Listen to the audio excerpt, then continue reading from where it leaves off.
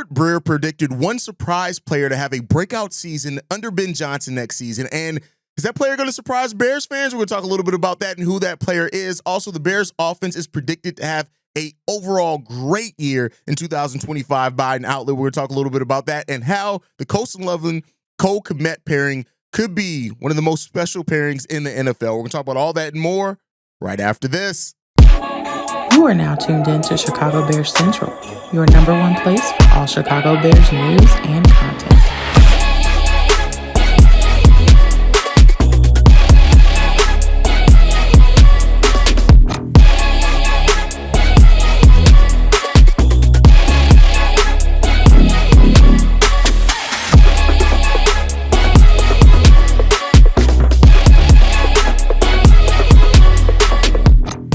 What's going on, Bears fans? Welcome to another episode of Chicago Bears Central, your number one spot for everything Chicago Bears related. I'm the host, Sir Hayes, but more importantly, you guys can follow the channel at Chi Bears Central on every social media platform we happen to be on. With that said, let's go ahead and get into this content for today, y'all.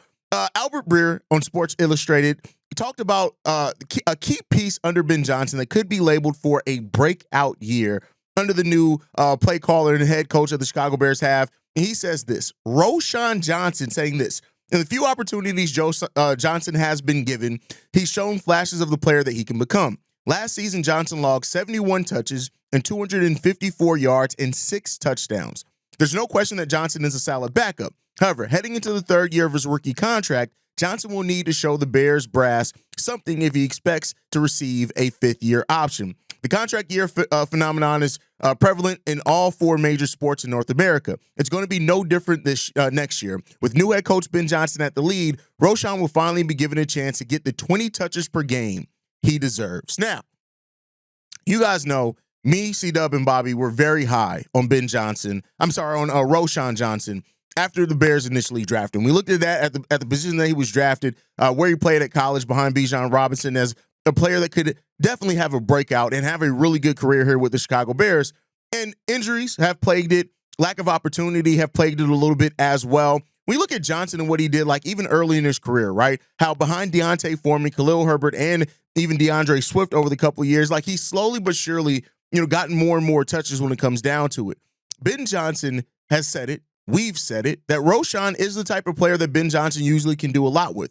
Really good blocker, can run between the tackles, really good as far as catching passes out the backfield as well. Roschon brings a little bit of everything. One of the things that have plagued Roschon Johnson, even outside of the injuries, has just been he's shown a little bit of everything, but he hasn't been able to do it consistently enough. Now, if Albert Breer is correct here and Roschon Johnson is slated to get 20 touches per game, that's going to give him all the bit of the opportunity that he needs and maybe even deserves to show what he can be under a Ben Johnson system, but he's going to have to work on it. And so we'll see what happens here. This is a running back room with the Chicago Bears that has nothing but an opportunity to show and prove and show some Bears fans wrong, right? The running back room is something that even the Bears were looking at and trying to trade up to get Travion Henderson, right? So the Bears understood that an upgrade was needed in that running back room. They weren't able to make it in the way that they wanted to, but listen, Roschon has some guys in front of him and behind him that aren't going to make it easy for him to take a larger part of the rotation. You got Kyle Monangai, who's coming. Kyle Monangai's coming out to show and prove that regardless of his draft position, he's a guy that can absolutely perform for the Chicago Bears and may have a chance to be a running back that the Bears rely on very heavily as part of their future. DeAndre Swift, after a so-so season last year, not as bad as some Bears fans make it out to be, he's here to show and have a bounce-back year under a new offensive line and a play caller in Ben Johnson that he is familiar with on top of that, right? So all those things are there for Roschon to have to battle with. And Roschon's going to have to come into training camp and not only prove that he can stay healthy, but prove that he has an understanding of the concepts. As a former quarterback, Roschon should be able to read offenses and defenses, for that matter, at a level that's kind of different than what normal running backs can. And we got to see what Roschon can do there. Now, worst case scenario for Roschon Johnson, he remains on the bench. He's going to remain on the bench and be a player that still is going to get some opportunities, but not a lot. And he's going to have to show himself and make most of the opportunities that he's given. But I think with Roschon's ability to block, he just has to stay healthy. If Roschon Johnson could stay healthy, he has a chance to really show himself to be somebody that could deserve to stay around the Chicago Bears for a while. In this third season, this is going to be a make or break year. Fifth-year contract options, extensions after that, we all have seen, and we've seen the Chicago Bears do it. Hell, you got Jaquan Brisker right now sitting in a similar situation without a contract extension, even though what he's performed at when he's been on the field, back-to-back 100 tackle seasons. Would have had another one. Was on pace to have even another one before he went down with injury. So, he's shown a lot more on the actual football field than Roschon's got to. He remains without a contract extension. So, Roschon is really going to have to I get the health thing is not always in your control, but what is in his control is how he performs on the football field. He's going to have to come in and show a lot of that if that's what they want to do this, if he wants a chance to not only stick around, but to show what he's capable of at the NFL level. Roschon has tons and immense talent. Right? We know that. But like I like to say with everything, in professional sports, talent isn't the end-all be-all. Like that raw talent isn't what necessarily is going to make you stick around. It's not what's going to make you productive. Health plays a part into that, but also that you got to have a different level than just raw talent. You got to go out there and execute. And Roschon's at a position in the NFL where, it's easy to say you get a second chance with another team, but with the running back class and the running back talent that comes in and out the draft every single year, if you don't strike on your first team, it's not guaranteed that a second team is going to give you a huge opportunity if you don't live up or show a little bit of something. So whatever Roschon and what he wants out of his football future, whatever he wants to accomplish in the NFL, now is the time to show that he can start doing that. He doesn't have to completely take over the running back room. He doesn't have to be a 1,000-yard rusher, but he does have to be somebody that shows, hey, this is what I can bring in this offense. This is how I can be a prominent member of a shared backfield. I'm not going to be a running back one. Maybe. We'll see, right? But I can do this in sharing the backfield duties with another running back, and this is what I can bring to an NFL team. And that's what Roschon has to be focused on bringing this year, not only for the Bears, but just for himself. And so Roschon, a player, I remember his first practice, right, where, it was funny now because it was Luke Getsy, and it was Matt Eberflus, but they were talking, and it was like, hey, Roschon's good. And he was like, yeah, the kid's good. I love I remember that conversation, that leak, and that was like one of the first mini camps. And I think even the fact that Roschon is still here, right? At a time period where you could have gone out and gotten more veteran running backs, at a time where there's running backs are a dime a dozen in the league, there's a running back looking to prove themselves that has had some success at the NFL level every single year. This is an opportunity now for Roschon to show that what he can bring to this Bears team. And so hearing Albert Breer label him as somebody who could break out under Ben Johnson, that's great. But now go out and prove it. Everybody's seen the talent that you could have, but the production has not been there. And without the production, all the talent in the world don't really mean jack shit if you're not bringing something on the football field. And that's for everyone. This is not the same league that it used to be, where players stick around for 6-7 years and teams still are waiting for them to pull it together. No, there's so much talent coming in the NFL every single year now. So many guys that you can find yourself from going to being a promising pick that could be a steal at where you were drafted at, to somebody completely, hell, you could go be a high pick to being now a practice squad player. Right, a player that's on the back end of the bench, not getting much time because the crop of talent is renewing so much every single year that you need that. And if you don't get it, it could be tough for you. It could be tough goings for you. So we'll see what happens here with Roschon. I'm glad that Roschon's starting to get some recognition, that people are starting to see that Roschon does have some talent here. He just has to bring it. And you have to stay healthy if you want to bring it for the Chicago Bears or for any NFL team. And let's hope that Roschon can start course correcting what his NFL career has been up until this point. I'll see it. I'm somebody who I root for everybody that's in our jersey. If you're in a Chicago Bears jersey, I'm going to root for you until I can't root for you no more and you're gone. I'm going to always hope that players find a way to turn it around. Can Roschon be that next player? Albert Breer thinks so. Not to say that he's the end-all, be-all, but we'll see if Roschon has it in him. But with that said, right, talking about the Bears offense overall, one of the lasting impacts or one of the things that Ben Johnson has brought to this team with him coming over here to this team is a renewed sense of optimism about what the Bears can be. I don't think a lot of people are betting on the Bears to be anything for sure yet, but I do think people are starting to recognize how Ben Johnson can utilize this talent better than what it had been before. And this comes from The Athletic. Ted Nugent over at The Athletic said this: The Bears, he named the Bears as one of 6 teams ready for a breakout season in 2025, praising, of course, the hiring of Ben Johnson as a head coach and offensive playmaker, and also talked about the Bears' revamped offensive line that was called the best duo by the Pro Football Focus earlier in the week, right? So I think that it's saying, and here's the direct quote: the Bears are another team that committed resources to putting together an effective 2 tight end duo. They drafted Colston Loveland with the 10th pick of the draft, and his crafty route running will help him quickly establish a role, allowing Johnson to diversify his personnel usage. The biggest question is at running back. Johnson will want to run the ball, but they likely use it as a committee, led by DeAndre Swift, who is explosive but inconsistent with his vision. And here, I like that. As much as I talk about how national media says stupid shit about the Chicago Bears, it happens day in and day out. I'm never somebody who is going to have problems with legitimate criticism and balancing there. Yeah, the Bears have a ton of excitement around them with the Ben Johnson hiring. They have a lot of excitement about what Caleb Williams could be in year 2. They have revamped their offensive line. And I think that there's going to be a renewed importance on Caleb Williams getting rid of the ball quicker, right? Because now you don't have the excuse of the offensive line. Well, hopefully we got to see it in practice being that.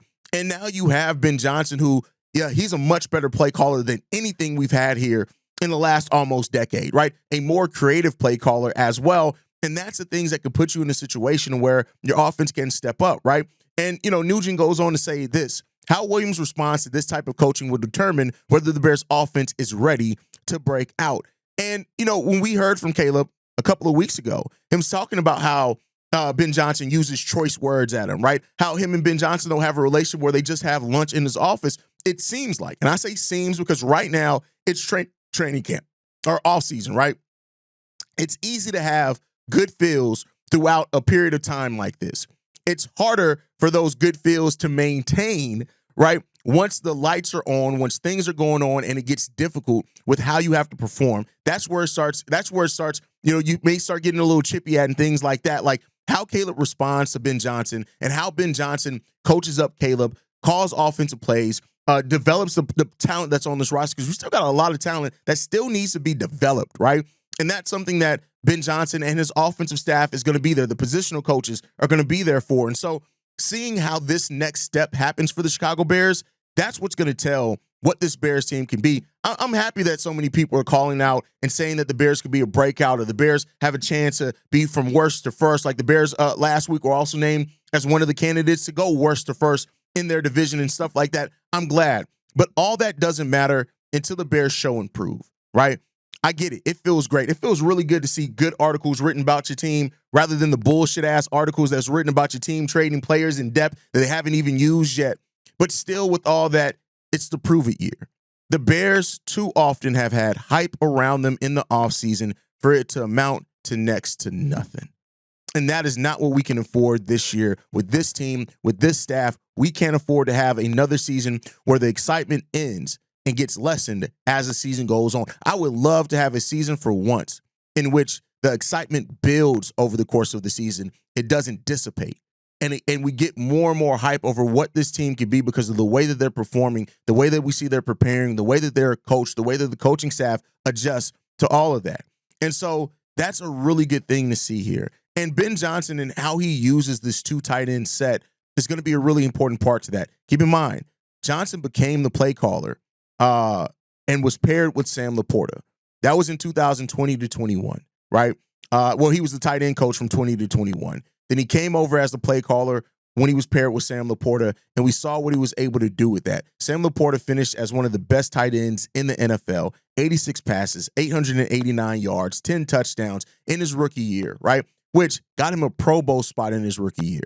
I'm not here to say that the Bears all of a sudden should look at Colston Loveland to have a Pro Bowl year in year one. No, that's not what I'm saying. But I am saying that, and I love that Albert Breer pointed out Colston Loveland's route running, right? That's something that sometimes can go over or understated. The Bears don't have excellent route runners, right? Luther Burden can be that. Olamide Zaccheaus is definitely a good route runner, right?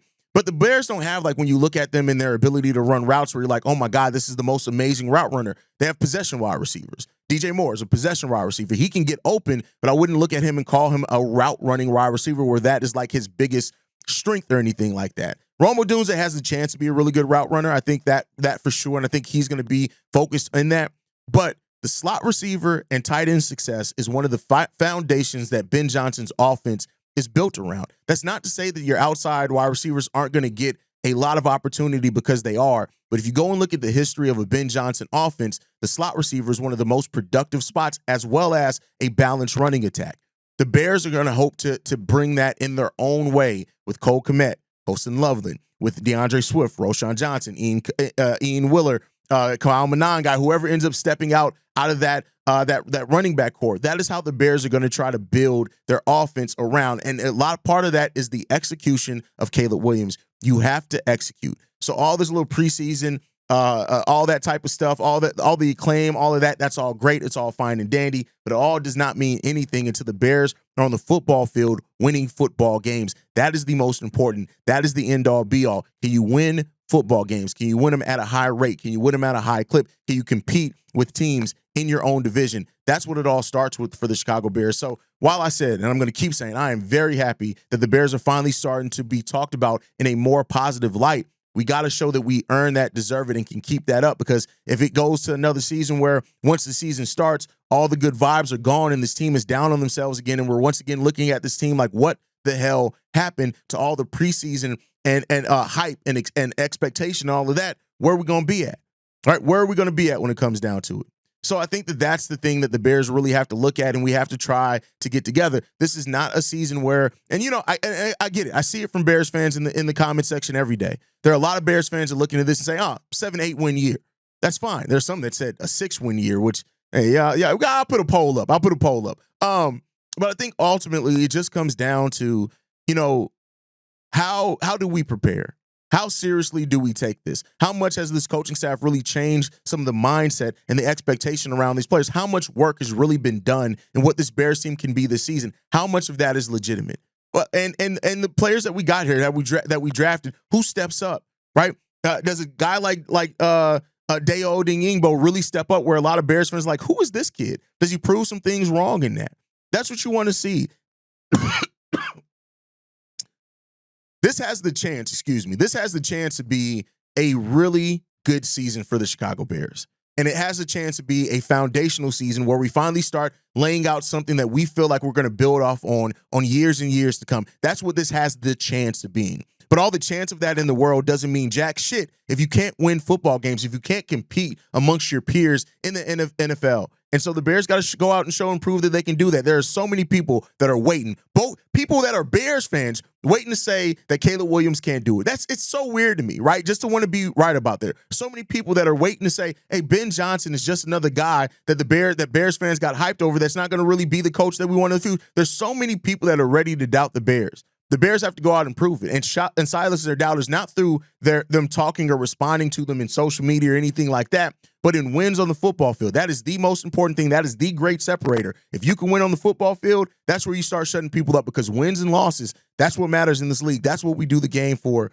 and we'll see what happens overall in that. Let me know what you guys think on that down below. But with that said, I do want to talk about it. People have already started doing their 2026 mock drafts for the NFL, and I just think that this is just a fun one to talk about, right? And so far right now, ESPN's mock has the Chicago Bears getting Jeremiah Love, the running back out of Notre Dame, saying this: the Bears were rumored to be interested in Ashton Denty had he fallen to them in the 2025 draft. So perhaps 2026 is when they'll get their running back. Love was one of the best running backs in the country last season as a sophomore, rushing for 1,125 yards and 17 touchdowns. He's a bruising runner at 6 foot, 206 pounds, but can also break off big yards. Sees 98-yard touchdown against Indiana in the first round of the playoffs and shake tacklers in space. That plus his receiving skills make him a perfect feature back for new coach Ben Johnson's offense. Here's the thing I'm going to tell y'all right now. If the Bears can walk away with Jeremiah Love in the 2026 draft, and I know we're looking at this a whole basically year ahead of where we need to get to, but I tell you what, that's a player that I hope that the Bears can get in next year's draft. Now, hopefully, maybe the Bears aren't even picking high enough to get him.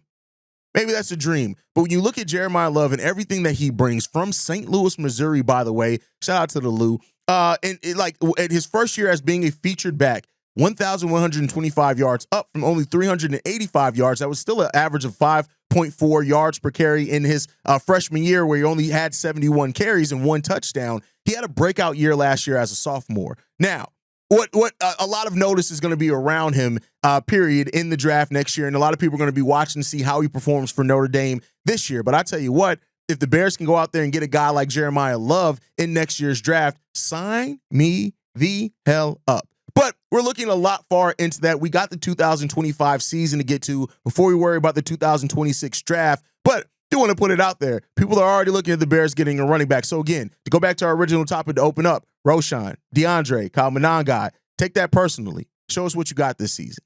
But that's my time for today, guys. Make sure you guys are following us at Shy Bears Central. You can send us any feedback, questions, comments, concerns, chicagobearscentral@gmail.com. Lastly, if you want to leave a text message and our voicemail for the mailbag, the number to do so, 773-242-9336. We are the #1 spot for everything Chicago Bears related, but that's thanks to you, lovely and beautiful people. And like I like to end every episode on, Chi-Town up, Bear down. Love you guys. Peace, y'all. This has been a presentation of the Break Media.